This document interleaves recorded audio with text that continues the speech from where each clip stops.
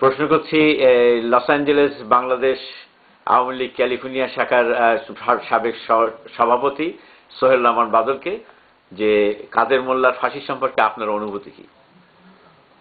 Thank you হুদা ভাই। সত্যি কথা বলতে কি দীর্ঘ 42 বছর পরে হলো আমরা সুবিচার পেয়েছি। কারণ কাদের মোল্লা কি করেছে অনেকের হয়তো ধারণা নেই। মিরপুরে পল্লবী যে জায়গাটা আছে, পল্লবী অনেকে চিনে, অনেকে বাড়িঘর করেছে। সেই পল্লব থেকে পল্লব নামে যে ছেলেটাকে খুন করা হয়েছিল, এবং এই কাদের মোল্লা সেখানে বলেছিল, আমরা তো সচক্ষে দেখিনি, যুদ্ধ দেখেছি, তার এলাকাবাসীর মুখের ভাষ্য, সে বলেছে গুলি ক্ষয় করে লাভ নেই, এদের মারতে হলে জবাই করে করে শুধু ফুপে ফেলতে হবে। কাদের মোল্লার দীর্ঘদিনের তর্ক বিতর্কের অবসান কালকে ঘটেছে। অনেক চেষ্টা করেছে তাকে রক্ষা করার জন্য, অনেক দেশ বাইরের লোকজন চেষ্টা করেছে, কিন্তু সততার যেটা আমরা বলবো যে তার যে অন্যায় সে করেছে তার ফল সে সঠিকভাবে কালকে পেল, যদি একটু দেরিতে হলেও। এবং আমি বলবো যে বিজয়ের মাস, বিজয়ের একটা বিরাট পাওনা, বিরাট গর্ব আমাদের জন্য যে কাদের মোল্লার মতো একটা যুদ্ধাপরাধীদের প্রথম ফাঁসি হলো। এবং বাকি যারা আছে আমরা আশা করবো যে অনতিবিলম্বে তাদেরও ফাঁসি হয়ে যাক। ফাঁসি তাদের জন্য ছিল, এর উপরে সাজা থাকলে আমরা সেটা দাবি করতাম। আমরা প্রবাসে যারা আছি, আমরা দেশকে ভালোবাসি, আমরা দেশের স্বার্থে জনগণের স্বার্থে বলবো যে এদের মতো লোক যে ক্ষতি করেছে, অতীত ঘেটে ঘাটলে আপনারা দেখতে পাবেন যত লোকের প্রাণ নিয়েছে, তার ফাঁসি অনিবার্য ছিল। যে যত চেষ্টাই করুক না কেন ফাঁসি হয়েছে।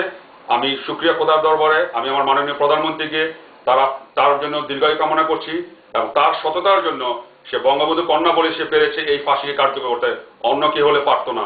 আমি দৃঢ়তা আবার বলছি, বাকি ফাঁসি যাদের এখনো কার্যকর হয়নি অনতিবিলম্বে হওয়া উচিত। এবং এই ফাঁসি নিয়ে যদি কেউ কোনো বিতর্কিত বা তর্ক করতে যান ভুল করবেন।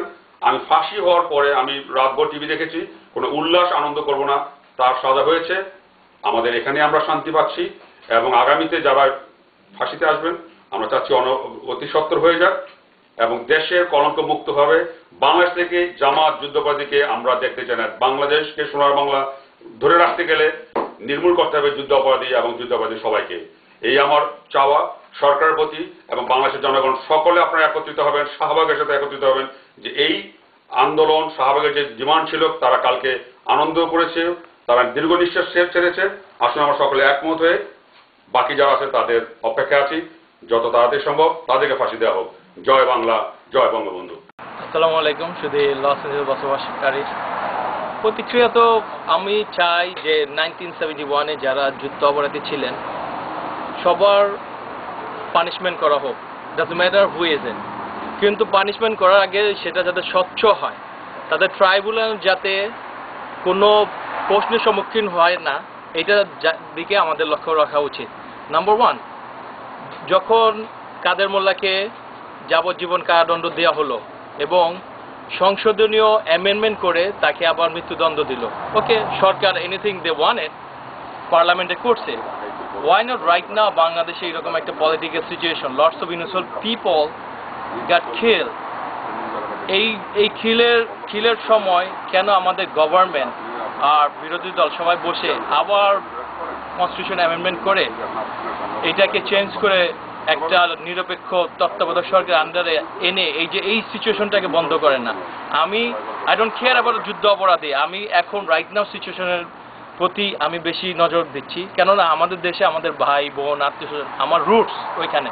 আমি চাই না যে একটা নিরীহ জনগণ আমাদের পলিটিক্যাল পার্সনদের জন্য, আমি কোনো দলের পক্ষ থেকে বলতেছি না, এনি পলিটিক্যাল পার্টি তাদের এই ক্রাপি স্টাফ বন্ধ করে, সব কিছু বন্ধ করে আমাদের দেশের জনগণকে প্লিজ শান্তি দেন। আমাদের আর একটা মানুষকে হত্যা করবেন না, আমাদের দেশকে রিয়েলি ইন্ডিপেন্ডেন্স করেন, যাতে আমরা সবাই বলতে পারি যে Bangladesh, we are proud of Bangladeshi. স্বাধীনতার এই বিজয়ের মাসে সবার কাছে আমি বলতেছি, সবাই আপনাদের ভয়েস রেজ করেন, আমরা যাতে এই সিভিল ওয়ারের সম্মুখীন না হই। Bangladesh going toward a civil war. We don't want any more innocent life যাতে আমাদের আর প্রাণ না দিতে হয়, please. Thank you so much. প্রবাসী হিসাবে কাদের মোল্লার ফাঁসিকে আপনি কিভাবে দেখছেন, এবং মুক্তিযোদ্ধার পরিবারের একজন সন্তান হিসাবে? আমি অবশ্যই যুদ্ধাপরাধীদের বিচার চাই, তবে স্বচ্ছতা যেন তার মধ্যে থাকে। এই কোর্ট নিয়ে সেটা অনেক কথা হচ্ছে। আমি আমেরিকায় থাকি, আমরা জানি আমেরিকাতে কী নিয়ম। যদি আপনার কোর্ট নিয়ে কোনো রকম থাকে, ওই কোর্টের মধ্যে এই ধরনের বিচার হতে পারে। কারণ তার প্রজনন হয়েছে, এখন মানুষ যখন হ্যাপি ইটস ওকে। আমার কাছে এটা নিয়ে আমি কিছু কথা বলতে চাই না।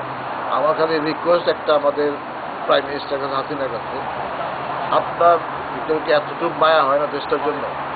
যদি মায়া হয় প্লিজ আপনি স্টেপ ডাউন করেন, দেশটাকে বাঁচান, ইন্ডিয়ার কাছে দেশটাকে দিয়ে দিন প্লিজ। আপনার কাছে এটাই আমার রিকোয়েস্ট। আসলে কসাই কাদের মোল্লার ফাঁসির দায়ভার যদি প্রফেসর কাদের মোল্লার গায়ে এসে পড়ে, তো এ ব্যাপারে আসলে কিছু কন্ট্রাডিকশন আছে। তো এই ব্যাপারটা আসলে সঠিক হয়েছে বলে আমার মনে হয় না।